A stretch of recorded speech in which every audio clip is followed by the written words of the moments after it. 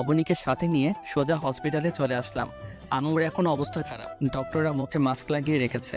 নিজের কাছেই যেন নিজেকে অপরাধী মনে হচ্ছে। আমি যদি আজ বাসায় থাকতাম তাহলে আম্মুর আর এই অবস্থা হতো না। আজ 3 দিন হসপিটালে, কোথায় খাওয়া দাওয়া, কোথায় কি, কোনো কিছুই ঠিক ঠিকানা নাই।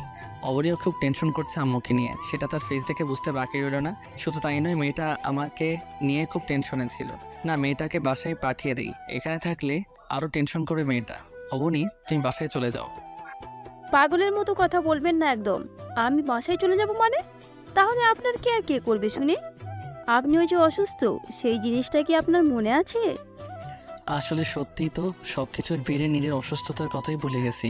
তবে অবাক করার বিষয় হলো অবনীর এইরূপ পরিবর্তন। অবনীকে কাছে টেনে নিলাম, তারপর ওকে জড়িয়ে ধরে, অবনী তুমি সত্যি আমার লক্ষ্মী বউ। তোমার মতন মানুষকে নিজের লাইফে এনে আমার জীবন সার্থক। অনেক কয়টা চুমু এঁকে দিলাম অবনীর কপালে। ইস, কি বলে লোকটা! লজ্জায় মানুষটার বুকে মুখ লুকালাম। মানুষটার প্রতি কিভাবে দুর্বল হয়ে গেছি তার নিজেরও অজানা। আমার সমস্ত দুনিয়াদারি কেমন যেন ওনার মধ্যেই সীমাবদ্ধ হয়ে গেল। মানুষটা আমার মনকে কিভাবে পরিবর্তন করে দিয়েছে তা আল্লাহই ভালো জানেন। তবে খুবই অবাক লাগছে একটা জিনিস ভেবে নিজের কাছে। হসপিটালে আসার পর পদে পদে আমি পালিয়ে যাওয়ার সুযোগ পেয়েছি, কিন্তু তারপরেও আমি পালিয়ে না গিয়ে রয়ে গেলাম কেন? লাইফের মোড় কোন দিকে পাল্টি খেতে চলেছে কিছুই তো বুঝে আসছে না। তবুও এটুকু জানি যে ভয়ঙ্কর কিছু একটা হতে চলেছে লাইফের সাথে। এই যে আমার লজ্জাবতী বউ, হসপিটালে এভাবে এতটা সময় জড়িয়ে ধরে থাকলে মানুষজন সব কাজ ফেলে রেখে আমাদের দিকে তাকিয়ে থাকবে। লজ্জার মাত্রাটা যেন আরও বেড়ে গেল। সাথে সাথে ওনাকে ছেড়ে দিয়ে কাপড়ে মুখ লুকিয়ে ফেললাম। আচ্ছা হয়েছে, থাক, আর লজ্জা পেতে হবে না। চলো দেখি আম্মুর কি অবস্থা। ডক্টর তো রাউন্ডে ঢুকেছে। তখনই মিলি এসে বলল, ভাইয়া, আমার অবস্থা আগের থেকে একটু ভালো হয়েছে।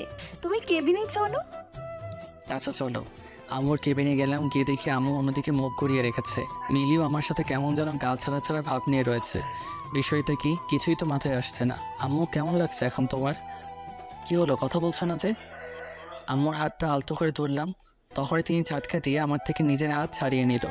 আম্মুর এমন কাণ্ড দেখে তো পুরা তোর সাথে কি আর কথা বলবো, বলার মতন মুখ তো নেই আমাদের। মানে কেমন? মানে কি বুঝিস না? সত্যি আমি বুঝতেছি না। একা একা বিয়ে করে নিয়েছিস, আমাদের বললে কি আমরা তোর বিয়ে দিতাম না? ও আম্মু, সেই কথা? দূর, আগে বলবা না? আম্মুর বিয়ে তো শুধু কাগজে কলমে হয়েছে। আর তোমাদের বলার সুযোগ এই জন্যই হয়নি, কারণ খুব তাড়াহুড়ো বিয়েটা করেছি আম্মু। পরিস্থিতি ছিল না কাউকে জানানোর মতন। বাহ বাহ, কি সুন্দর কথা। আমাদেরও জানানোর মতন সময় ছিল না, তাই না? আম্মু, তুমি রাগ করছো কেন? প্লিজ রাগ করিও না। আচ্ছা, তুমি না জানানোর আসল কারণটা বলি।